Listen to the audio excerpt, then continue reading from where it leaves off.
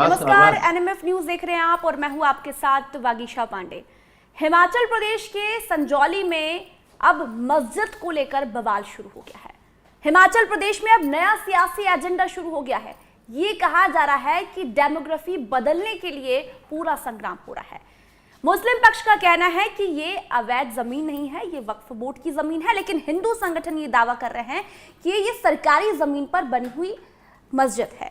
और साथ ही साथ कांग्रेस सरकार के मंत्री भी लगातार ये कह रहे हैं कि ये अवैध निर्माण है। 35 बार हमने कहा है कि अवैध निर्माण है, इसे गिराइए, इसे हटाइए, लेकिन नहीं सुना गया। अल्टीमेटम तक दिया गया कि ये अवैध है, लेकिन बावजूद इसके मस्जिद बनी। पहले छोटा इनके पास हिस्सा था, लेकिन अब इन्होंने 5 मंजिला मस्जिद बना ली है। ये कहा जा रहा है, हिंदू संगठन के लोग कह रहे हैं कि पहले जो लोग नमाज पढ़ने आते थे हमें उससे दिक्कत नहीं थी, वो लोग शांतिपूर्वक नमाज पढ़ते थे, लेकिन अब वो लोग तो नजर ही नहीं आ रहे हैं। अब नए लोग यहाँ पर मस्जिद पढ़ने आते हैं और भी कई ऐसे फैक्ट उन्होंने बताए हैं कि बहन बेटियों के साथ ये गलत हरकत करते हैं। ऐसी बातें हिंदू संगठनों के लोगों ने वहां पर कही है। क्या अब इस मस्जिद के जरिए क्या हिमाचल प्रदेश में अवैध रोहिंग्या बस रहे? क्या रोहिंग्या घुसपैठिए यहाँ पर हिमाचल प्रदेश में बस रहे हैं? और यदि बस रहे हैं तो सबसे बड़ा सवाल है कि हिमाचल प्रदेश तक ये रोहिंग्या पहुंचे कैसे? इसी पर आज हम चर्चा करेंगे। हमारे साथ नूर अहमद जी, मुस्लिम धर्मगुरु, जुड़ चुके हैं। हमारे साथ सुप्रीम कोर्ट के लॉयर जुड़े हुए हैं। अभिषेक जी, आपका भी बहुत बहुत स्वागत है। हमारे साथ हिंदू धर्मगुरु स्वामी चक्रपाणी महाराज जी भी जुड़ेंगे। अभिषेक है मेरे साथ, मेरे सहयोगी। अभिषेक, हिमाचल प्रदेश पर अब बवाल शुरू हो गया है। एक तरफ कहा जा रहा है कि सरकारी जमीन है, एक तरफ कहा जा रहा है कि अवैध निर्माण है, लेकिन मुस्लिम पक्ष के लोग कह रहे हैं कि ये ऑलरेडी ऑथोराइज्ड जमीन है, आजादी के पहले की जमीन है। देखिए, दोनों पक्ष अपनी अपनी दलील देंगे, वो एक अलग बात है, लेकिन इस पूरे मामले को समझने से पहले मुझे लगता है कि अनिरुद्ध सिंह ने सदन में जो बयान दिया वो सुन लेना जरूरी। एक बार सुनाइएगा जरा अनिरुद्ध सिंह को। हमारी सरकार और हम किसी के खिलाफ नहीं है सर। कोई कास्ट हो, क्रीड हो, रिलीजन हो, यहाँ हिमाचल प्रदेश में सबका वेलकम। लोग जो है सम्मिलित है, प्रशासन से, पुलिस प्रशासन से लिए जाए सर। लोबजार सुरंग के अंदर औरतों का सर चलना मुश्किल हो गया है, ये मैं बोलना चाहूँगा। आज ड्रग्स का क्राइम हो रहा है, चोरियां हो रही है सर। प्रॉपर वेरिफिकेशन होनी चाहिए। कोई भी प्रदेश में आदमी जो काम करने वाला आएगा, केवल मात्र हिमाचली बोनाफाइड होना चाहिए, वही तयबजारी हो सकता है सर। ये कानून आना चाहिए। मैं प्रशासन से भी बोलता हूँ, 14 साल हो गए इधर, 2010 से 2024 हो गया, अभी तक 44 पेशियां लग चुकी है, 44 पेशियां लग चुकी है सर। पहले तो यही नहीं पता इनको जमीन किसकी, नक्शा कैसे पास होता है सर सरकार की जमीन के ऊपर। जो अवैध 4 मंजिल बनी है सर, इमीडिएटली एक्शन हो उसके ऊपर। माननीय मुख्यमंत्री जी से आग्रह करूंगा आपके माध्यम से कि इसकी प्रॉपर जो है जांच हो। सबसे पहले जमीन किसकी है, क्या वो अधिकृत है नक्शा जमाना कराने के लिए? कितनी मंजिल 10 साल में उन्होंने, 15 साल में कितनी मंजिल? रिपीटेडली वर्क स्टॉप करने के लिए क्यों इनका बिजली पानी नहीं काटा सर? हम जो है हिमाचल के हक के लिए, हिमाचल के लोगों की आवाज उठाने के लिए हम लोग प्रतिबद्ध, हमारा कर्तव्य है और मेरा तो धर्म भी है। नूर अहमद जी, पहला सवाल आप ही से। जिस तरीके से दस्तावेज 1967 के कहते हैं कि ये सरकारी जमीन है, लेकिन उस वक्त यहाँ एक छोटी मस्जिद हुआ करती थी। उसके बाद बिना किसी परमिशन के 1 मंजिल बनाई गई, 2 बनाई गई, 3 बनाई गई, 4 मंजिल बनाई गई। लोगों को तब भी तकलीफ नहीं हुई। उसके बाद उनकी बहन बेटियों पर भी हाथ डाले जाने लगे। बहन बेटियों पर हाथ डालने की कोई ऐसा अभी तक किसी ने मेरी जानकारी में सबूत तो नहीं दिया है।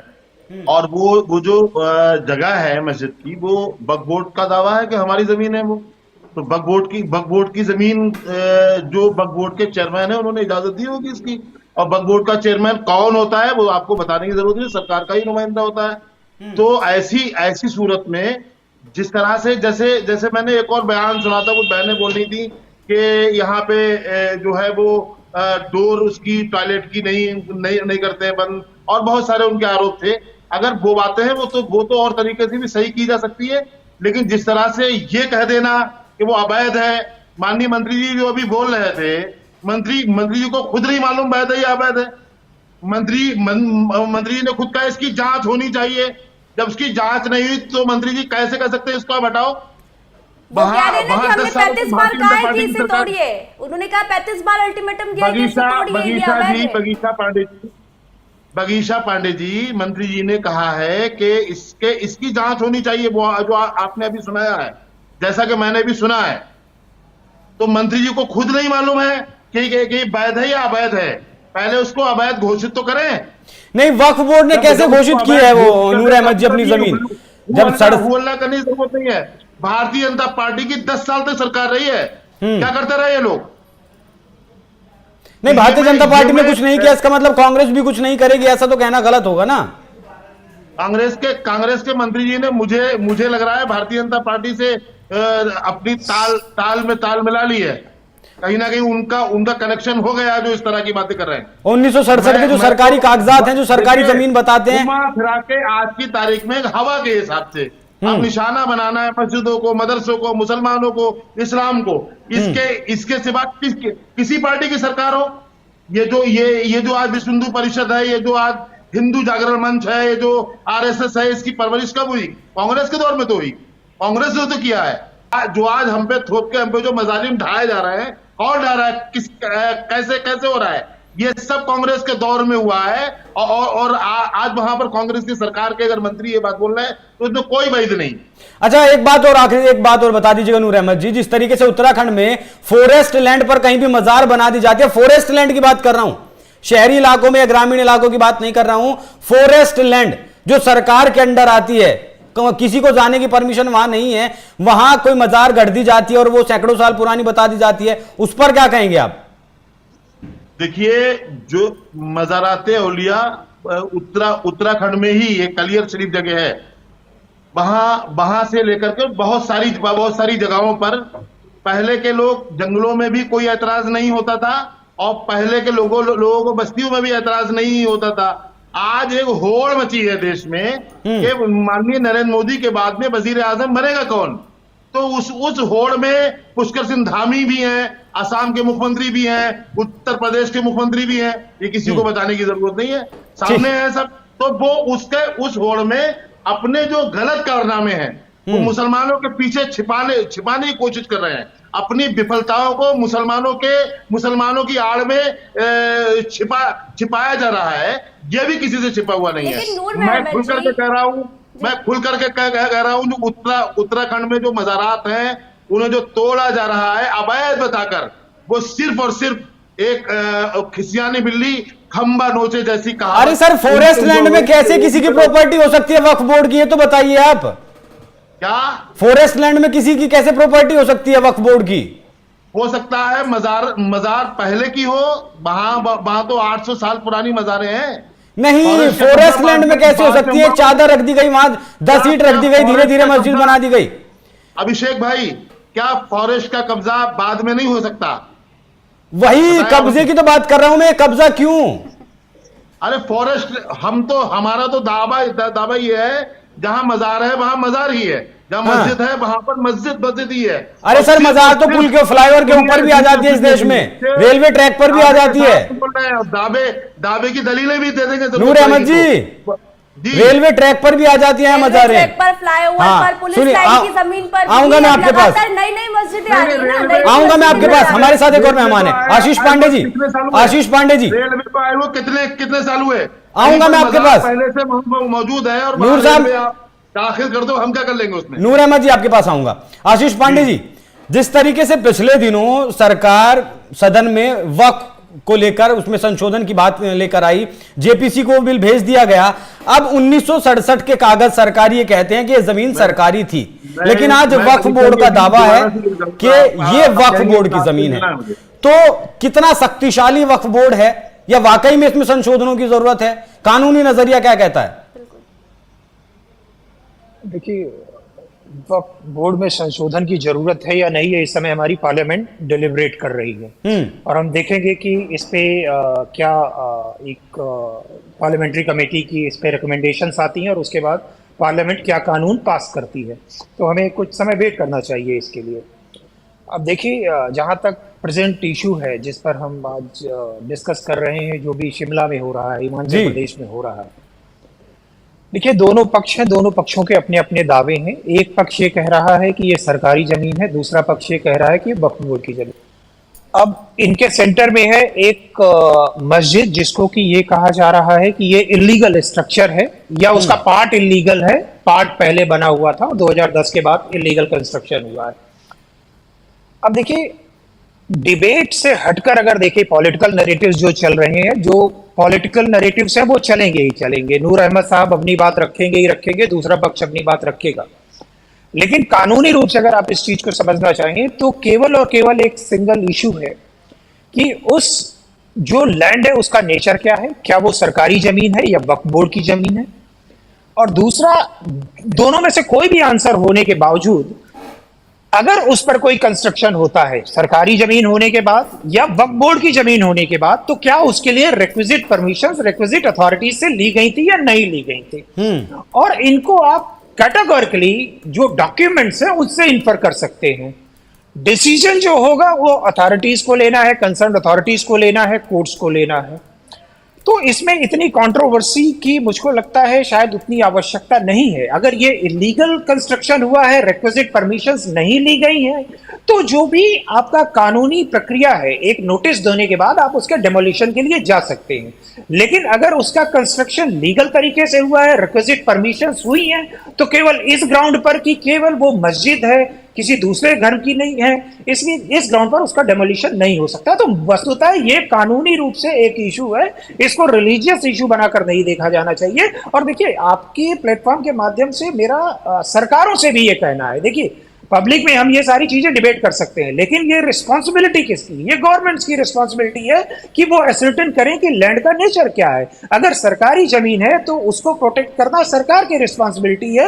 अपने कानूनी जो भी प्रक्रिया होती है, हर राज्य की एक अलग अलग प्रक्रिया है, उसको वो अपनाए और अपनी जमीन पर कब्जा वापस ले। और अगर नहीं है तो इस कंट्रोवर्सी को एक पॉलिटिकल कंट्रोवर्सी की तरह एक आगे फर्दर डेवलप करने में मुझे लगता है शायद कोई कुछ हासिल नहीं होगा कानूनी रूप से। ना कि ये सरकारी जमीन है, ये खुद कहा जा रहा है कि ये सरकारी जमीन है। और फिर बात ये ना कि पहले तो इतना हिस्सा था, थोड़ा ही हिस्सा था, फिर आपने उसके ऊपर 5 मंजिला बना लिया, वो भी बिना परमिशन के। फिर आप कह रहे हैं कि वक्फ बोर्ड की। बगीचा जी, आपसे मैं बिल्कुल सहमत हूं इस चीज को लेकर। ये हुआ कि 5 आपने मंजिलें एक्स्ट्रा बना ली, तो सवाल अगला ये उठता है कि उसको अगर इलीगल डिक्लेयर करके उसको डिमोलिश करने का जो रिस्पॉन्सिबिलिटी है वो किसकी है? वो क्या मेरी है या आपकी है, या अपोजिशन में जो लोग बैठे हुए हैं उनकी है, या नूर अहमद साहब बैठे हुए हैं उनकी है? मेरा केवल और केवल इतना कहना है, अगर सरकार को लगता है कि ये जमीन सरकारी जमीन है तो अगला कदम उठाया जाना सरकार की तरफ से ही आएगा। इनसे लड़ाई तो इसी बात की है ना, मुस्लिम उस पे डिले क्यों हो रहा है? बोर्ड की है या अवैध नहीं है, या आजादी के पहले की है, हिंदू संगठन कह रहा है कि ये अवैध है। और हिंदू संगठनों को, नूर अहमद जी, हिंदू संगठनों को सबसे बड़ी दिक्कत ये है कि यहाँ पर जो लोग पहले आते थे वो तो अब आते ही नहीं है। अब तो यहाँ पर नए लोग आ रहे हैं। उनका ये दावा है कि यहाँ पर रोहिंग्या बांग्लादेशी आ रहे हैं। नए लोग क्यों आ रहे हैं? पुराने लोग कहाँ गए? नूर अहमद जी, समस्या इस बात की भी है। नूर अहमद जी शायद हमारे साथ नहीं है, वो चले गए शायद। देखिए, मैं इस पर कुछ आपको आगे करता हूं। देखिए, आपकी बात बिल्कुल ठीक है। इस समय हमारे देश में इलीगल इमिग्रेंट्स काफी मात्रा में, अगर आप देखेंगे दिल्ली की सड़कों पर देखें, जो आपके तराई का इलाका है उसमें देखें, तो बहुत सारे इलीगल इमिग्रेंट्स वहां पर आपको विजुअली आप उनको आइडेंटिफाई कर सकते हैं। लेकिन उसका तरीका ये है बगीचा जी कि ऐसे लोगों को करिए, उनके पेपर्स चेक करिए, और अगर इलीगल इमिग्रेंट्स हैं तो उनको डिपोर्ट करने की प्रोसेस को आपको स्टार्ट करना पड़ता है, और तब तक आपको डिटेंशन सेंटर में रखना पड़ता है। फिर ये जिम्मेदारी सरकारों की आती है, प्राइवेट इंडिविजुअल्स की ये जिम्मेदारी नहीं आती है। तो मेरा केवल आपके प्लेटफॉर्म के माध्यम से ये प्रश्न है कि क्या उस दिशा में प्रयास हो रहे हैं या नहीं हो रहे हैं? अगर रोहिंग्या वहां पर शिमला में दिखाई पड़ रहे हैं तो सरकारें क्या कर रही हैं, irrespective of the party line? मैं यही एक सवाल बढ़ाना चाहूंगा आशीष जी कि कितना मुश्किल है जो है इन लोगों को यहां से देश से बाहर करना, क्योंकि अभी असम से खबर आई थी कि 30 बांग्लादेशियों को भेजा गया, वापस डिपोर्ट कर दिया गया। लेकिन सुप्रीम कोर्ट के वकील अश्विनी उपाध्याय, उनका कहना है कि 5 करोड़ से ज्यादा घुसपैठिए इस वक्त देश में हैं। तो जब ये आंकड़ा सरकारों के पास है या सरकार के लोगों के पास है, तब उनको डिपोर्ट करने के लिए सरकारें क्या कर रही हैं? या कोई प्रोसेस बहुत ज्यादा मुश्किल है? देखिए, प्रोसेस बहुत ही सिंपल है अभिषेक जी। आइडेंटिफिकेशन उसका पार्ट 1 है, डिपोर्ट करना सबसे लास्ट पार्ट है। बीच में जब तक आप डिपोर्ट नहीं, क्योंकि डिपोर्ट करने के लिए आपको जो उनकी होम कंट्री है उसकी भी कहीं ना कहीं कोऑपरेशन जरूरी होती है। तो सपोज करिए बांग्लादेश से कोई इलीगली इंडिया में इंटर किया है, अगर उसको हम प्रॉपरली आइडेंटिफाई कर सकते हैं कि वो उसका इमिग्रेशन इंडिया में इलीगल हुआ है, लीगल रूप से नहीं आया हुआ है, तो उसके लिए डिटेंशन सेंटर्स हैं। आप तब तक जो पार्ट टाइम जिस समय डिपोर्टेशन के पहले उनको डिटेंशन सेंटर में रखने की जरूरत है। अगर आप आसाम जाएंगे वहां पर ऐसी व्यवस्थाएं हैं जहां पर एक टेम्परेरी इस तरीके की व्यवस्था की गई है। लेकिन सवाल फिर ये उठता है कि आज अगर आप व्यवस्था देखें, इतना आसान हो गया है इलीगल इमिग्रेंट्स के लिए जो आइडेंटिटी बेस्ड डॉक्यूमेंट्स है उनको हासिल करना। आधार कार्ड ऑल्दो सिटीजनशिप का आपका प्रमाण नहीं होता है, लेकिन आधार कार्ड किस तरीके से इस देश में हासिल किया जा रहा है। और हमने पीछे कुछ ऐसे भी इंस्टेंसेस देखे कि उस बेसिस पर लोगों ने इंडिया का पासपोर्ट तक एक्वायर कर लिया है। अभी मुंबई एयरपोर्ट से एक ऐसी घटना सामने आई थी। तो इस पूरी प्रोसेस में जिस इंटरवेंशन की जरूरत है, जिस प्रोएक्टिव तरीके से चीजों को हैंडल करने की जरूरत है, शायद मुझको लगता है एक पॉलिटिकल विल की कमी है और अक्रॉस द पार्टी लाइन। और देखेंगे आने वाले समय में ये चीजें आगे फ्लेयर अप आगे होती जाएंगी अनटिल अनलेस आप इनको टाइमली कंटेल नहीं करते। मेरा एक आखिरी सवाल आशीष जी आपसे, आप सुप्रीम कोर्ट में बैठते हैं और देश के तमाम हिस्सों से आप केसेस भी देखते होंगे, इस बात में कितनी सच्चाई है या क्या कुछ है कि जहां जहां भी इस देश में मुस्लिमों की जनसंख्या बढ़ती है वहां वहां इस तरीके के विवाद अक्सर देखने को मिलते हैं, वो उत्तराखंड हो, उत्तर प्रदेश हो, हिमाचल प्रदेश हो, बंगाल हो, बिहार हो, झारखंड हो, लैंड जिहाद के जो मामले हैं वो ज्यादा देखने को मिलते हैं। क्या सुप्रीम कोर्ट में भी ऐसा है या नहीं? आशीष जी, एक और मेरा है कि ये जो बात हो रही है जातिगत जनगणना की, क्योंकि हमने ये देखा हिमाचल प्रदेश का जब ये मुद्दा आया तो कहा गया कि मुस्लिम जो आबादी है वो लगातार बढ़ रही है 2011 के बाद, क्योंकि 2011 से पहले जातिगत जनगणना हुई थी लेकिन उसके बाद नहीं हुई है। तो अब ये आंकड़े के हिंदुओं की जो परसेंटेज थे वो 98 से 95 पहुंच गए और मुस्लिमों की आबादी बढ़ रही है। तो क्या आपको लगता है कि जातिगत सर्वे भी होना चाहिए? देखिए, इसके दो पहलू हैं। हिंदुओं की आबादी कम हो रही है या मुस्लिम्स की आबादी बढ़ रही है, या फिर जहां पर मुस्लिम्स की आबादी बढ़ रही है वहां पर ही ऐसे इशू आते हैं। देखिए, बीइंग अ लॉयर मैं केवल अपना कमेंट लॉ के ही दायरे में आपको दे सकता हूँ। देखिए, कानून इस बारे में कोई मतभेद नहीं करता है कि भारत का नागरिक हिंदू है या मुस्लिम है। लेकिन अगर कोई इलीगल इमिग्रेंट्स इलीगल तरीके से कोई भारत में एंट्री करता है, फिर वह चाहे हिंदू हो या मुस्लिम हो, उसको डिपोर्ट करने के लिए प्रॉपर एक लीगल प्रोसेस बनाई गई है। किसी जगह विशेष पर अगर मुसलमानों की आबादी बढ़ती है और वो सारे अपने देश के ही नागरिक हैं, तो कानून में कुछ ऐसा नहीं है जो उनको इस चीज से रोकता है। लेकिन अगर बाहर से आकर लोग बस रहे हैं, इलीगल बांग्लादेशी अगर आकर किसी जगह में बस रहे हैं, तो कानूनी रूप से कार्रवाई किए जाने की आवश्यकता है। इसी तरीके की देखिए, जहां तक जातिगत जनगणना की बात है, तो ये मेरे ख्याल से पॉलिटिकल नैरेटिव ज्यादा है कि जातिगत जनगणना होनी चाहिए या नहीं होनी चाहिए, और सरकारों को इसका उत्तर देखना है, पार्लियामेंट को इसका उत्तर देखना है। हम लोगों को as a lawyer we should not comment on this thing. नहीं, मेरे पहले सवाल का जवाब नहीं दिया आपने एज ए लॉयर। क्या इस तरीके के मामले सुप्रीम कोर्ट में आते हैं जहां जहां आबादी बढ़ती है वहां से इस तरीके के लैंड जिहाद के एक्वायर करने के लैंड को, ऐसे मामले सुप्रीम कोर्ट में भी आते हैं? आशीष जी, अभिषेक जी, देखिए, लॉ की डिक्शनरी में लैंड जिहाद, जी एम आई ऑडिबल? जी, देखिए, लॉ की डिक्शनरी में लैंड जिहाद शब्द एग्जिस्ट नहीं करता। जो शब्द एग्जिस्ट करता है कि आपका ऑक्यूपेशन लीगल है या इलीगल है। अगर आपने इलीगल तरीके से किसी लैंड पर कब्जा करने की कोशिश करी है तो इर्रिस्पेक्टिव ऑफ योर रिलीजन आपको वहां से बेदखल किया जा सकता है, कानूनी प्रक्रिया को फॉलो करते हुए। जी ठीक है। बाकी नूर अहमद साहब तो नहीं ज्यादा जुड़ पाए हमारे साथ, वक्त नहीं दे पाया, पता नहीं सवाल उन्हें बुरे लगे वागीशा जी या फिर क्या कुछ हुआ।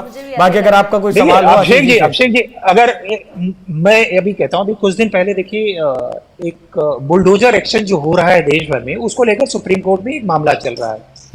तो सुप्रीम कोर्ट की देखिए, ऐसा मीडिया में रिपोर्ट्स आई कि सुप्रीम कोर्ट ने रोक लगा दी। देखिए, वास्तव में जो कमेंट था ऑनरेबल सुप्रीम कोर्ट का वो ये था कि अगर कोई व्यक्ति एक्यूज्ड है, केवल उस बेसिस पर ही एक्सक्यूज मी, उसकी प्रॉपर्टी को डिस्ट्रॉय नहीं किया जा सकता। लेकिन अगर कंस्ट्रक्शन इलीगल है तो सुप्रीम कोर्ट भी चाहे तो उसको आपको इससे ग्रांट नहीं कर सकती, क्योंकि देश में एक कानून है।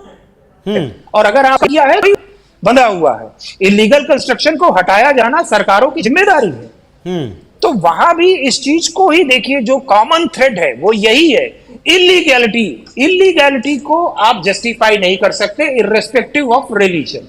मेरे ख्याल से इससे आपके सवाल का जवाब शायद आपके सवालों का जवाब देते हुए मैं यही खत्म करूंगी कि आपने कहा कि अगर इलीगल हो तो जरूर उस पर बुलडोजर चलना चाहिए, लेकिन भारत में एक नया कल्चर शुरू हुआ है अलग अलग राज्यों में, अभिषेक, की यदि कोई अपराधी अपराध करता है तो सीधे उसके घर पर बुलडोजर चला दिया जाता है। तो सुप्रीम कोर्ट ने यही फटकार लगाई है कि यदि इलीगल है तो चाहे कोई भी धर्म का व्यक्ति हो उसके घर पर एक गाइडलाइन बनाने की बात की है कि सभी एक नियम कानून को फॉलो करने के किस आप तरीके से बुलडोजर को चला सकते हैं, किन सिचुएशंस में बुलडोजर एक्शन आप कर सकते हैं। बाकी आशीष जी आपका बहुत बहुत धन्यवाद, आपने हमें वक्त दिया। तो दर्शकों, शिमला पर ये चर्चा हम कर रहे थे, नूर अहमद साहब हमारे साथ ज्यादा देर नहीं जुड़ पाए। बाकी ये चर्चा आपको कैसी लगी कमेंट कर हमें जरूर बताइएगा। नमस्कार।